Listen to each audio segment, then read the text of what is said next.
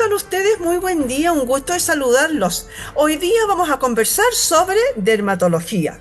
¿Por qué? Porque es una especialidad de la medicina que estudia las enfermedades a la piel, las mucosas, las uñas y el cabello. Por ejemplo, la rosácea, la psoriasis, los hemangiomas, las manchas, los lunares, el acné, todas esas secuelas son alteraciones que diagnostica y trata la dermatología. Pero también trata de enfermedades y dolencias más graves, como el cáncer a la piel y la dermatitis atópica. Vamos a conversar con el doctor Javier Arellano, inmunodermatólogo, profesor asociado de dermatología en la Universidad de Chile y jefe del servicio de dermatología del Hospital San Borja. ¿Cómo estás tú? Muchas gracias por recibirnos. Buen día. Hola, muchas gracias por la invitación y feliz de estar compartiendo con ustedes hoy día. Oiga, qué bien. Nosotros estamos más felices todavía porque nos va sacando una serie de dudas respecto de todas estas dolencias que son bastante populares y que muchas veces no sabemos qué hacer con ellas, ni a dónde ni a quién acudir. Así que muchas gracias por estar hoy día con nosotros. Partamos con, a ver, ¿cuáles son las afecciones más populares a la piel que Mira, lo tratan que pasa ustedes, con la digamos, en piel, general? claro, lo que pasa con la piel, a diferencia de lo que pasa con otros órganos, es que la piel es un gran órgano en términos de extensión. Entonces, es asiento en el fondo del desarrollo de múltiples enfermedades, signos y síntomas que cualquier paciente va a tener en algún momento de su vida. De las cosas más frecuentes que vemos en la consulta son el control, por ejemplo, de lunares y también erupciones que son inflamatorias propias de ciertas edades. Por ejemplo, en la adolescencia, el acné, en mujeres adultas, la rosácea, como bien decías tú, y hay otras enfermedades inflamatorias crónicas de la piel que son más bien transversales a todo rango etario. Y entonces uno la puede diagnosticar desde pequeño hasta etapas más avanzadas de edad, como la psoriasis, la dermatitis atópica, la hidradenitis y varias otras más.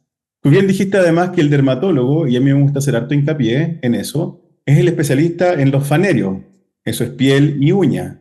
Una consulta muy frecuente también que estamos teniendo últimamente es justamente la alopecia y la caída de pelo, donde para nosotros decir caída de pelo es como decir dolor de guata, es muy inespecífico, entonces necesita el diagnóstico preciso de un dermatólogo. Y por último, y esto también quizás puede ser novedoso para algunas personas que nos están viendo y escuchando, el dermatólogo en su formación tiene mucha formación y termina especialista en infecciones de transmisión sexual. Nuestro título de dermatólogo es Dermatología y Venereología. Eso es aquí en Chile, es en Francia, es en Estados Unidos, en Australia. El especialista entonces en infecciones de transmisión sexual sigue siendo el dermatólogo. ¿Y por qué? Porque muchas de las manifestaciones de las infecciones de transmisión sexual son justamente, como dices tú, en piel y mucosas.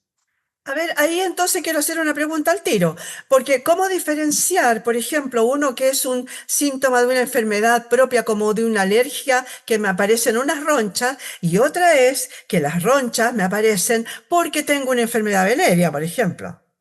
Podría ser, porque eso pasa.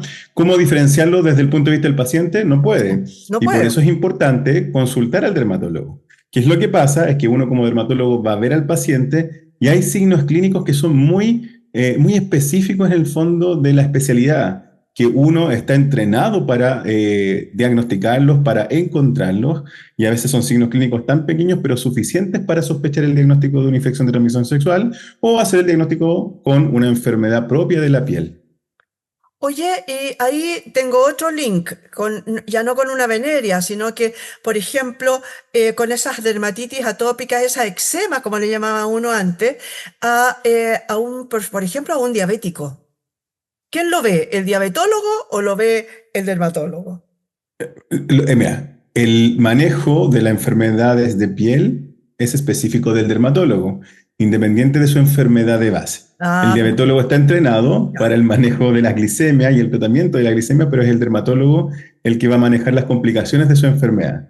Y es un buen punto el que estás abordando tú, porque justamente la piel, en el fondo, es la manifestación muchas veces de enfermedad sistémica.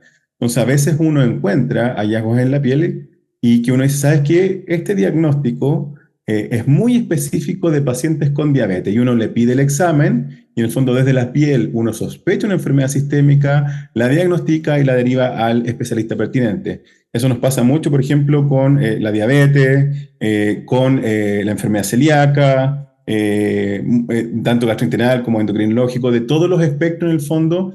Es un gran capítulo en nuestra especialidad que son las manifestaciones cutáneas de enfermedad sistémica.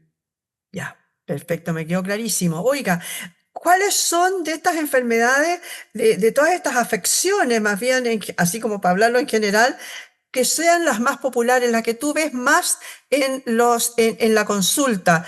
Lejos te llegan a preguntar sobre los lunares, sobre esos lunares gorditos que yo tenía, que te los iba a mostrar, pero ya no los tengo porque me los sacaron. Bueno, Ujú. esos lunares gorditos que te salen de repente. ¿Qué es lo que más preguntan acá en Chile? ¿Llegan a tu Mira, consulta? como te dije, la consulta por lunares siempre va a ser una consulta así como relativamente frecuente. Cuando hablamos, pero ese es un paciente generalmente sano, en el fondo que pregunta y consulta de manera preventiva. Pero cuando hablamos de enfermedades de piel, yo diría que hoy día lo más prevalente está siendo las enfermedades así como del espectro de la alergia, donde la dermatitis atópica hoy día ocupa una gran proporción de la consulta médica por patología dermatológica prácticamente en todos los dermatólogos, pero particularmente en mi consulta, como yo me dedico especialmente a la inmunodermatología, que somos los especialistas que vemos este perfil de enfermedades, una gran proporción son atópicos, psoriáticos, con vitiligo, alopecia areata, hidradenitis, que son las grandes enfermedades conocidas en el fondo de este espectro de trabajo y estudio. ¿Tú dirías que últimamente eso ha ido creciendo, estamos más alérgicos? ¿Y por qué la piel reacciona o las mucosas? ¿No? De repente hay algunas afecciones, por ejemplo, a las mucosas dentro de la boca, la lengua, etcétera, que también tengo entendido que ustedes las ven. ¿Por qué han ido creciendo? Mira, las manifestaciones que, para hablar así en términos bien correctos, médicamente hablando, estas enfermedades o manifestaciones que son inmunomediadas. Eso quiere decir que la inmunidad juega algún rol dentro del espectro, por ejemplo, de la autoinmunidad, como del espectro de la modulación inmune.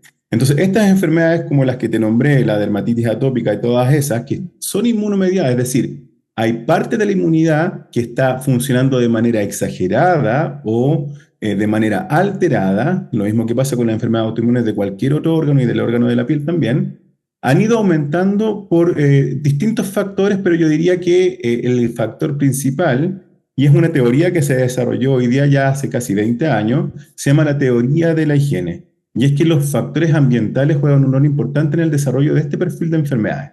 Y el gran ejemplo que yo le comento a mis pacientes es, por ejemplo, cuando me hacen esa pregunta, es que la inmunidad en un contexto urbanizado como en nuestro país, porque si nosotros nos comparamos en la región y en el mundo entero, Chile es un país muy urbanizado comparado con algunos otros países.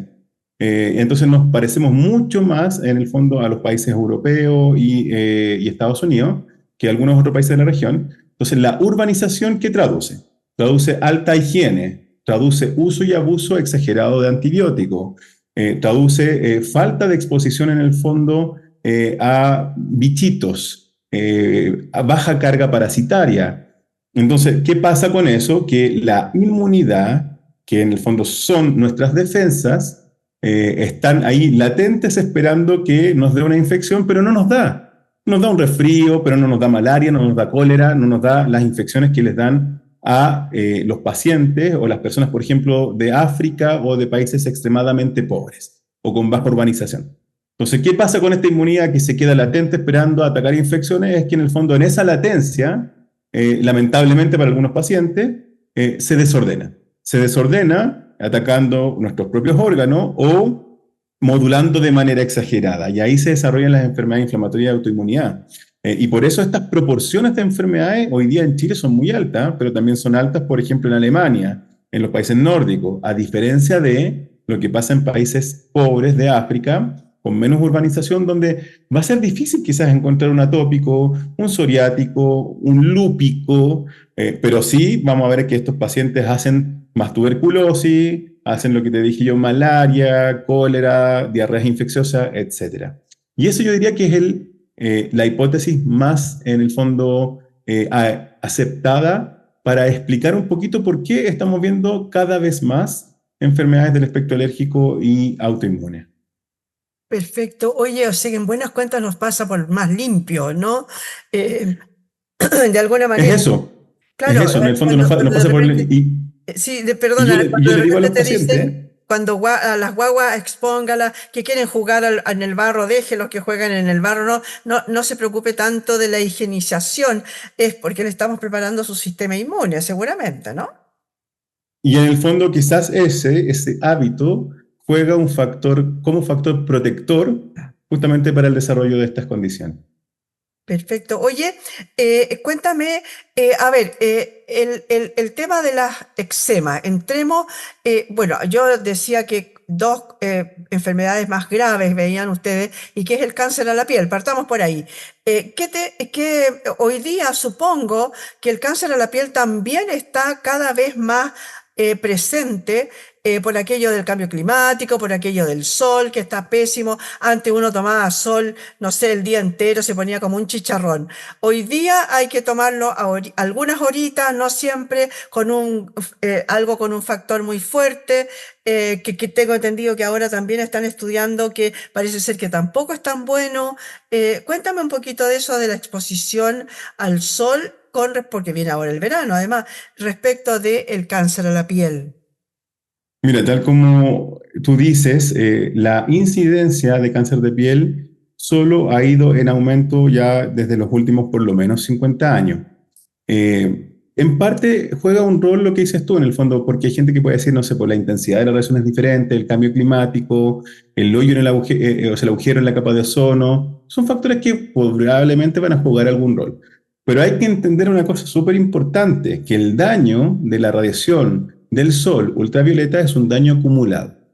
Entonces, en el fondo, lo que estamos viendo hoy día con la incidencia de cáncer no es el que se está exponiendo ahora, es el que se expuso de manera crónica desde los 60, desde los 50, y eso va acumulándose en el tiempo. Siempre, y este es un concepto importante, siempre se acumula. Lo que uno pretende es que vaya acumulando la menor cantidad de daño, de tal forma que en las etapas más adultas, en el fondo, manifestemos solo cosas benignas de la exposición crónica al sol y no las malignas. Pero efectivamente, como dices tú, justamente hoy día estamos viendo los adultos de 60, 70, que en los 80 y 70 se ponían o se exponían al sol con Coca-Cola, con aceite de oliva, y en el fondo se buscaba un poquito el tostado, y ese daño en ese momento no causó más que quizás una quemadura aguda o un poquito de ampollas, pero esos son, ojo, factores de riesgo que acumulan daño para que hoy día esos pacientes con el daño que acumularon hace 30 años estén desarrollando cáncer. Entonces, está bien lo que dices tú y es verdad. Hay cambios ambientales que quizás hacen que la radiación sea un poquito más intensa y por eso uno se lo recomienda el uso de fotoprotector, por lo menos 30 minutos antes de exponerse y reaplicarlo cada 3 horitas, pero también si es que uno se va a exponer, tratar de exponerse en las horas de menor intensidad de sol, que justamente es entre como las 4 y 6 o 3 y 6 de la tarde, no ir a exponerse en el momento, en el fondo, donde la radiación llega de manera más vertical, que es alrededor de las 12 del día, porque ahí, ¿qué va a pasar? Vas a acumular más daño. Entonces es importante entender que hoy día uno puede seguir acumulando, hay algunas cosas que uno puede, que nos permiten decir que quizás acumulamos más radiación dañina, pero lo que vemos hoy día y esa incidencia alta tiene relación con la exposición crónica de pacientes en el tiempo. Ya, perfecto, me quedó clarísimo, claro. Y uno se ponía aceite de coco también, como para, y con O sea, Coca-Cola, ni te así. digo lo que dicen los pacientes, se habían puesto de todo, de todo. Sí, Tenían claro. así todo para ponerse más tostados en ese momento. Oye, pero tengo entendido que ahora están un poco, no sé si hablando en contra de ponerse tanto protector solar, porque resulta que no tenemos ni una gota de vitamina D, porque estamos protegiéndonos demasiado ahora del sol. Vámonos ahora a a esta temida dermatitis atópica que antes se llamaba eczema, que no tenía cura ni una, salvo, no sé, remedios milagrosos, un poco casi como de chamantería, ¿no? Porque no existía nada.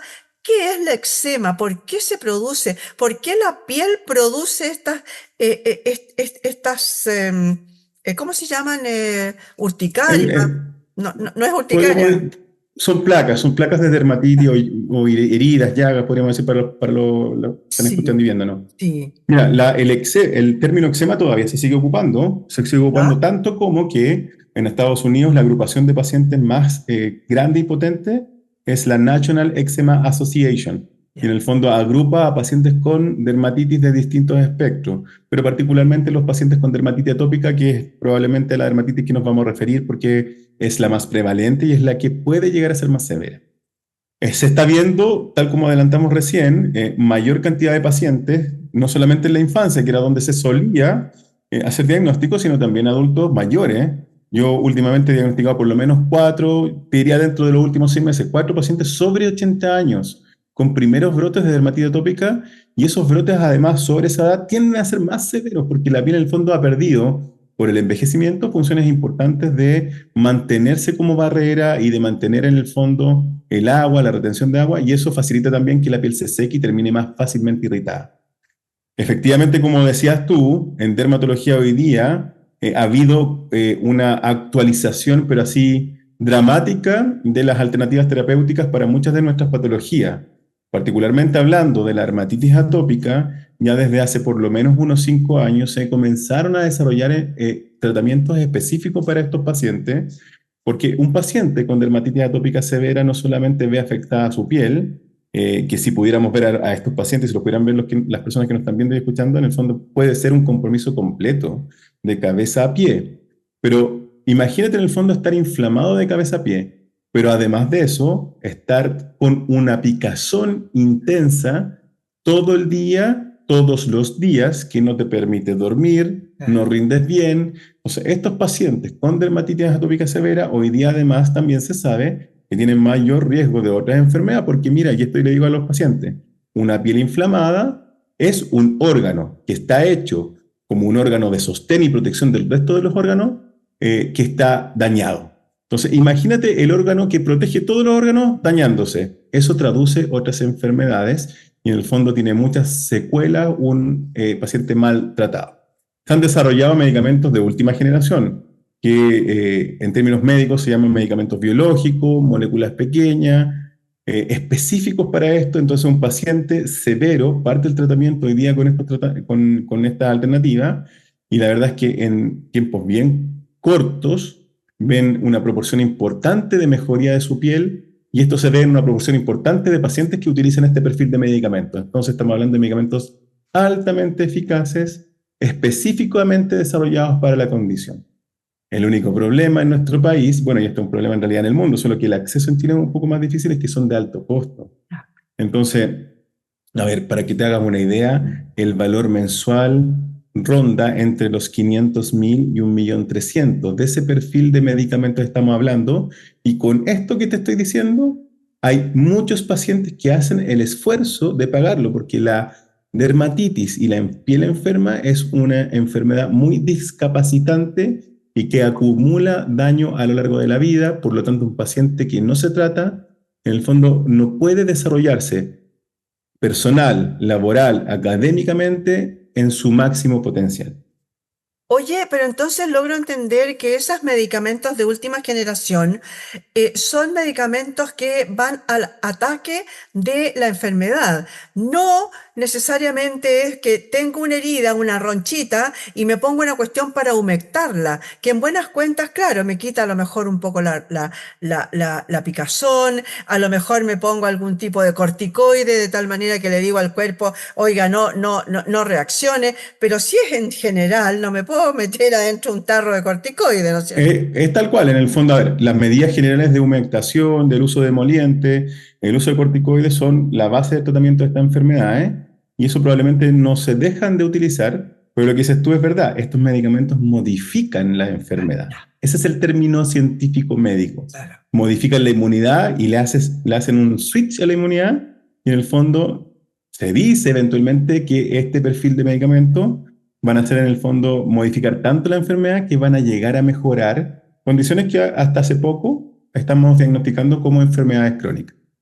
Oye, ¿y un eczema puede desaparecer?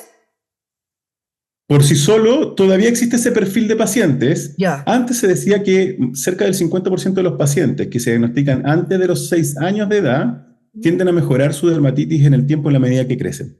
Pero justamente estos cambios ambientales que tienen relación con la alta urbanización que ya conversamos han hecho que esta proporción de pacientes no sea tal y que lamentablemente estos pacientitos que se diagnostican en edades pediátricas mantienen y persisten con su condición a lo largo del tiempo. Eso significa que está como ahí durmiendo y a la primera que puede va a aparecer de otra vez. Así es, así es. Ya. Y Eso una puede última pasar. pregunta respecto de eso mismo y que tú dijiste, hablaste así en general.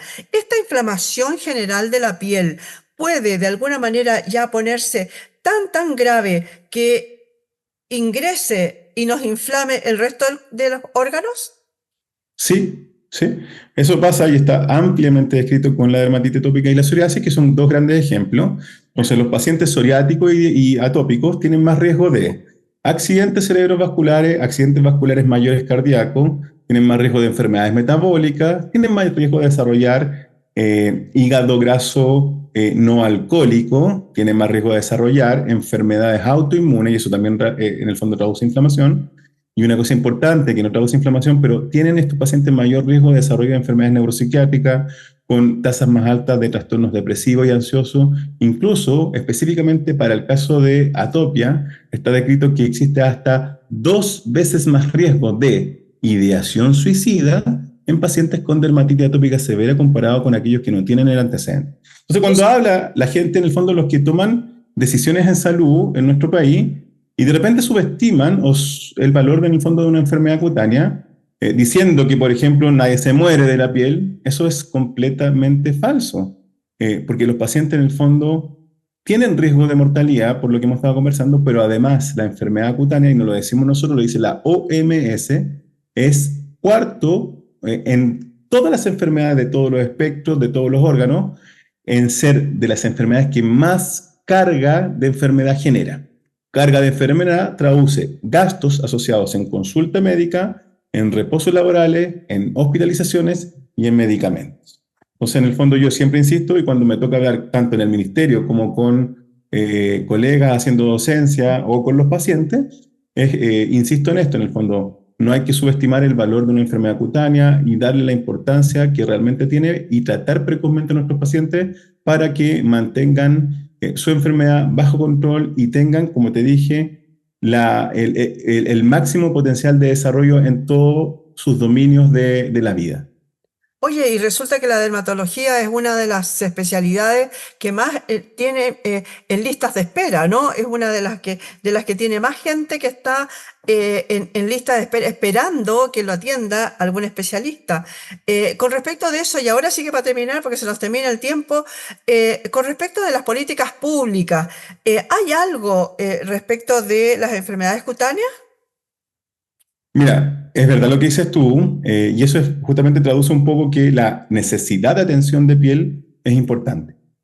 Pero lo que ha pasado, bueno, cuando yo me formé como dermatólogo, en ese momento habían solo 2 universidades que ofrecían la especialidad a médicos, que era la Universidad de Chile y la Universidad Católica. Hoy día, afortunadamente, está la Universidad de Santiago, la Universidad de los Andes, la Universidad del Desarrollo y la Universidad del Paraíso. Eso ha hecho que la proporción de dermatólogos egresados por año sea mucho mayor. También cuando los colegas toman la especialidad, muchas de estos cupos de especialidad vienen en el fondo adosados a un lugar donde tienen que devolver como especialistas. Y afortunadamente la gran mayoría, pero no todos lamentablemente, pero sí sigue siendo la gran mayoría, hace la devolución como corresponde y se están devolviendo, no sé, a Villarrica, a Punta Arenas, a Arica. Hoy día, afortunadamente, los servicios públicos de salud y servicios de dermatología están cada vez más poblados de especialistas. Y eso yo creo que han sido políticas que siguen fortaleciendo en el fondo la atención dermatológica de nuestros pacientes. Qué bueno eso, porque es cierto eso, que no todos están devolviendo el favor, digamos, las manos devueltas en su lugar de origen. Muchas Así gracias, es. doctor Javier Arellano, por haber estado hoy día con nosotros. De nada, muchas gracias a ti, Miriam, por la invitación y de nuevo, feliz de compartir con ustedes. Oye, fue encantador y aparte de eso, muy instructivo todo sobre lo que hablamos, ¿no? Son patologías que nosotros no sabemos. Muchas veces una ronchita, decimos, un zancudo. Y a lo mejor puede ser, pero el próximo zancudo te va a hacer una ronchita más grande y a lo mejor tenemos que ir a ver a un dermatólogo. Conversamos hoy Así día es. con el doctor Javier Arellano, inmunodermatólogo, profesor asociado de dermatología de la Universidad de Chile y jefe de servicio de dermatología del Hospital San Borja. Muchas gracias, señoras y señores, por haber estado hoy día en este punto de encuentro.